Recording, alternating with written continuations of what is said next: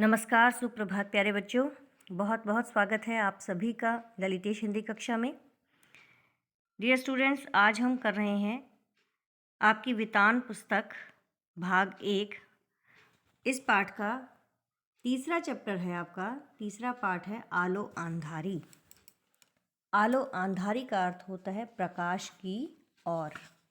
यहाँ पर जो है ये एक बंगाली भाषा में लिखा गया एक पाठ है और बंगाली भाषा का ही इसका जो है नाम दिया गया है आलो आंधारी, यानी अंधकार से प्रकाश की ओर। तो इस पाठ के अंदर जो है बच्चों, जो इसकी लेखिका हैं आलो आंधारी की बेबी हालदार। लेखिका बेबी जो हालदार हैं, इनका जन्म हुआ था जम्मू कश्मीर में, और जहाँ की इनके पिता सेना की नौकरी में तैनात थे। इनका जन्म संभवतः है 1974 में हुआ था। परिवार की आर्थिक दशा कमज़ोर होने के कारण 13 वर्ष की आयु में ही इनका विवाह इनके पिता ने इनकी उम्र की दुगने उम्र के एक व्यक्ति से कर दिया। इस कारण से उन्हें 7वीं कक्षा में ही अपनी पढ़ाई छोड़नी पड़ी। 12-13 वर्षों के बाद पति की अत्याचार, उनकी ज़्यादतियों से परेशान होकर वे 3 बच्चों के सहित अपने पति का घर छोड़कर दुर्गापुर से फरीदाबाद आ गई। कुछ समय के बाद वे गुड़गांव चली गई और घरेलू नौकरानी के रूप में काम करने लगी। इनकी एकमात्र रचना है आलो आंधारी, यही इन्होंने लिखी है और यह मूल रूप से बांग्ला भाषा में लिखी गई है। बाद में इसका जो है हिंदी अनुवाद किया गया था। लेखिका की जो आत्मकथा ये है आलो आंधारी, बेबी हालदार की अपनी आत्मकथा है।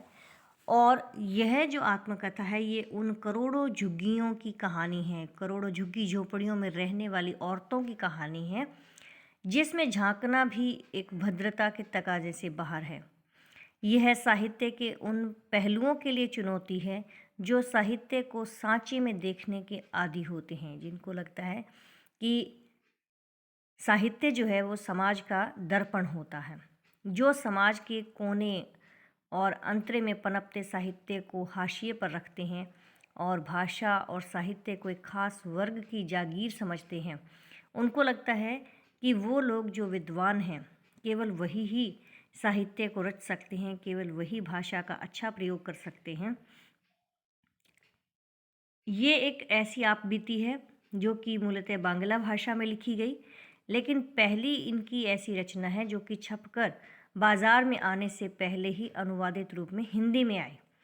और इसके अनुवादक जो हैं, जिन्होंने इसका हिंदी में अनुवाद किया है, वो हैं प्रबोध कुमार। प्रबोध कुमार ने एक ज़बान को दूसरी ज़बान दी, एक बोली की भावना दूसरी बोली में बोली, रोई मुस्कुराई। अब हम आज ये कहानी पढ़ रहे हैं बेबी हालदार की। ये बेबी हालदार की आत्मकथा है, जिसमें कि बेबी ने अपने जीवन में जो कुछ भी घटित हुआ उसने कण कण करके उन चीज़ों को उठाया है और लिखा है। लेखिका अपने पति से अलग एक किराए के मकान में अपने 3 बच्चों के साथ रहती थी। उसे हर समय काम की तलाश रहती थी। वह सभी को अपने लिए काम ढूंढने के लिए कहती थी। शाम को जब वह घर वापस आती थी तो पड़ोस की औरतें जो हैं उससे काम के बारे में पूछती थी कि काम मिला या नहीं, लेकिन काम न मिलने पर वे उसे सांत्वना देती थी। लेखिका की पहचान एक वहीं पर सुनील नाम के लड़के से होती है, और वह सुनील नाम का जो लड़का है, उस 30-32 साल की उसकी उम्र है, वो कार चलाता है। उसकी पहचान उसके साथ हो जाती है।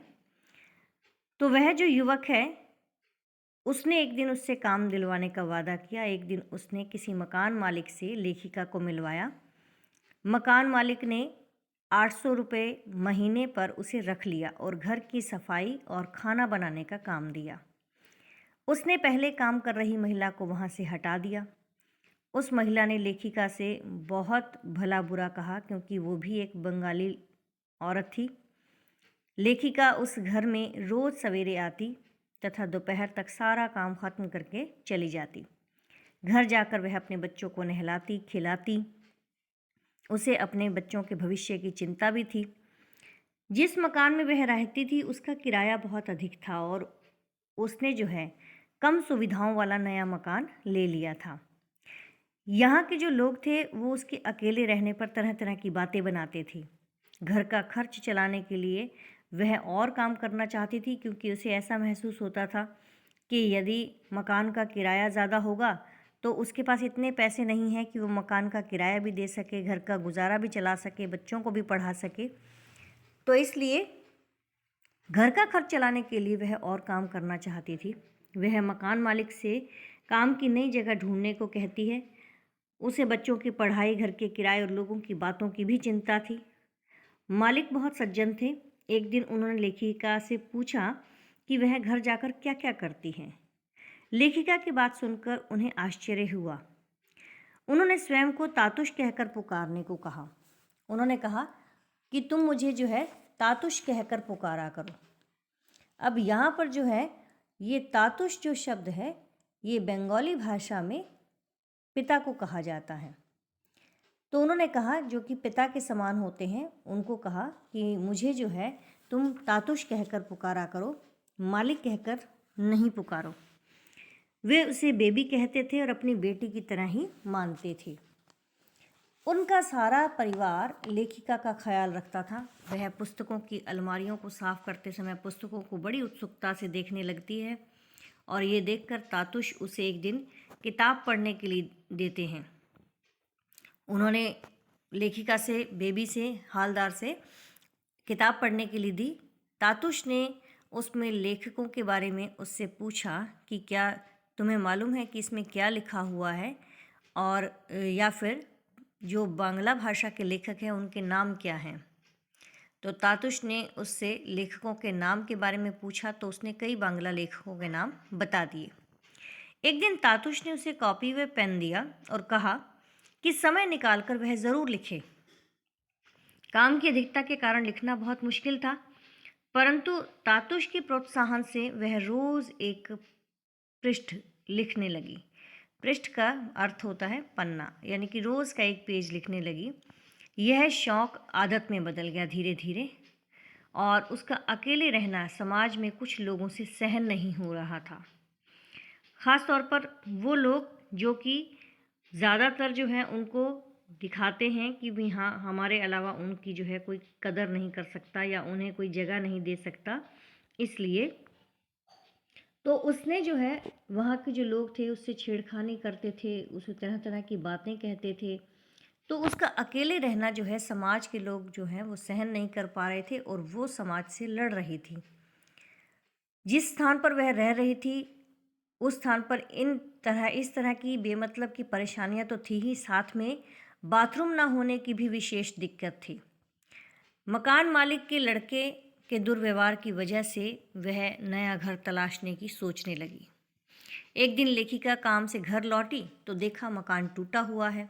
उसका सारा सामान खुले में बाहर पड़ा हुआ है। वह रोने लगी। इतनी जल्दी मकान ढूंढने की भी दिक्कत थी। दूसरे घरों के जो लोग थे वो अपना अपना सामान उठाकर इकट्ठा करके नए घर की तलाश में चले गए, क्योंकि उन सब के घरों में आदमी थे और ये एक अकेली महिला थी और आधी रात को कहाँ मकान ढूंढने जाती। तो वह सारी रात रोती रही और अपने बच्चों के साथ उस खुले आसमान के नीचे बैठी रही। उसे उस समय बहुत दुख हो रहा था कि उसके 2 भाई हैं जो नज़दीक रहते हैं, लेकिन नज़दीक रहने के बावजूद उसकी सहायता नहीं करते। तातुश को बेटी का घर टूटने की बात अगले दिन पता चलती है और उन्होंने उसे अपना घर में एक कमरा दे दिया और कहा कि तुम बच्चों के साथ यहाँ रहने के लिए आ जाओ। इस प्रकार से वह तातुश के घर रहने लगी। उसके बच्चों को ठीक से खाना मिलने लगा। तातुश उसका बहुत ख्याल रखते थे, बिल्कुल अपनी बेटी की तरह। बच्चों के बीमार होने पर वे उनकी दवा का प्रबंध करते। उनके सद्व्यवहार को देखकर बेबी बड़ी हैरान थी। उसका बड़ा लड़का किसी के घर में काम करता था तो उसके कारण से वह उदास रहती थी। तातुश ने उसके बड़े लड़के को भी खोज निकाला और उसे बेबी से मिलवाया। उस लड़के को दूसरी जगह काम दिलवाया। लेखिका सोचती थी कि शायद तातुश जो है पिछले जन्म में उसके बाबा रहे होंगे। शायद वो कभी उनके जो है पिता रहे होंगे। ये बात जो है लेखिका को अंदर ही अंदर महसूस होती थी। तातुश को जब बेबी के घर के टूटने का पता चला और जब उन्होंने अपने घर का कमरा किराए पर दिया, तो अब उनके लिए ये बात आसान हो गई कि वो गर्म खाना खा सकें।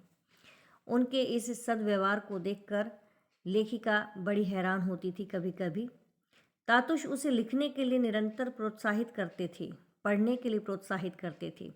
उन्होंने अपने कई मित्रों के पास बेबी के लेखन के कुछ अंश भेज दिए थे और उन्हें यह लेखन बहुत पसंद आया। वे भी लेखिका का उत्साह बढ़ाते रहे। तातुश के छोटे लड़के अर्जुन और उनके दो मित्र वहां आकर रहने लगे, परंतु उनके व्यवहार में से जो लेखिका बड़े काम को खुशी खुशी करने लगी। तातुश ने सोचा कि सारा दिन काम करने के बाद बेबी थक जाती होगी, तो उसने उसे जो है रोज़ाना शाम को पार्क में बच्चों को घुमा लाने के लिए कहा। इससे बच्चों का दिल जो है बहल गया। अब वह हर रोज़ पार्क जाने लगी। पार्क में नए नए लोगों से उसकी मुलाकात होती, तो उसकी पहचान वहीं एक बंगाली लड़की से हुई जो कि जल्दी ही वापस चली गई। लोगों के दुर्व्यवहार के कारण उसने पार्क में जाना छोड़ दिया। लेखिका को किताब, अखबार पढ़ने और लेखन के कार्य में आनंद आने लगा। तातुश के जोर देने पर उन्होंने कहा लेखिका से कि तुम अपने बारे में लिखो। तो उन्होंने जब इतना जोर दिया तो वह अपने जीवन की घटनाएं लिखने लगी। तातुश के दोस्त उसका उत्साह बढ़ाते रहे।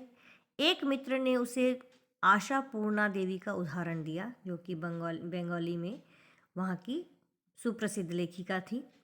इससे लेखिका का हौसला बढ़ा और उसने उन्हें जेठू कहकर पुकारना शुरू किया। जेठू कहते हैं बंगाली भाषा में पिता के बड़े भाई को, यानी कि ताया जी को। अब लेखिका जो है वो धीरे धीरे जो है तातुश के मित्र, जिनको कि वह जेठू कहकर पुकारती थी, उनसे पत्रों के माध्यम से बात करती और जेठू भी यदा कदा अपनी बातें जो हैं उनको बताते और साथ ही और उसका हौसला बढ़ाते। एक दिन लेखिका के पिता उससे मिलने के लिए पहुँचे। उसने उसकी माँ के निधन के बारे में बताया, यानी कि पिता ने लेखिका से बताया कि तुम्हारी माँ अब इस दुनिया में नहीं है। लेखिका के भाइयों को पता था, परंतु उन्होंने उसे बताया नहीं था। लेखिका काफ़ी देर तक अपनी माँ को याद करके रोती रहती है। बाबा ने बच्चों के से जो है माँ का ख्याल रखने के लिए समझाया। लेखिका पत्रों के माध्यम से कोलकाता और दिल्ली के मित्रों से संपर्क रखने लगी। ये मित्र जो थे ये तातुश के थे, लेकिन अब लेखिका की लेखन की वजह से उनसे भी उनकी जान पहचान हो गई थी, जो कि कोलकाता और दिल्ली में रहते थे। उन्हें हैरानी थी कि लोग उसके बेबी हालदार को इस बात की हैरानी थी कि लोग जो हैं उसके लेखन को कैसे पसंद करते हैं। इतना तो अच्छा वह लिखती भी नहीं। उनमें एक शर्मिला नाम की महिला थी जो कि तातुश की मित्र थी। शर्मिला उससे तरह तरह की बातें करती थी। लेखिका सोचती कि अगर तातुश उससे ना मिलते तो यह जीवन कहाँ मिलता। लेखिका का जीवन तातुश के घर में आकर बदल गया। उसका बड़ा लड़का काम करने लगा था। दोनों छोटे बच्चे स्कूल में पढ़ रहे थे। स्वयं वह खुद लेखिका बन गई थी। पहले वह सोचती थी कि अपनों से बिछड़कर वह कैसे जी पाएगी, परंतु अब उसने जीना सीख लिया था। वह तातुश के शब्दों के जो है अर्थ पूछने लगी। अंग्रेज़ी के जो भी अखबार आते थे उनमें लिखे हुए जो शब्दों थे उनके अर्थों के विषय में वह तातुश से पूछती थी। तातुश के जीवन में भी खुशी आ गई थी और अंत में वह दिन भी आ गया जब लेखिका की लेखन कला को पत्रिका में जगह मिली। पत्रिका में उसकी रचना का शीर्षक था आलो आंधारी।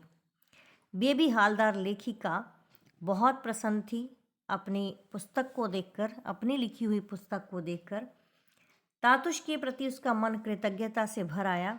उसने तातुश के पैर छूकर आशीर्वाद लिया।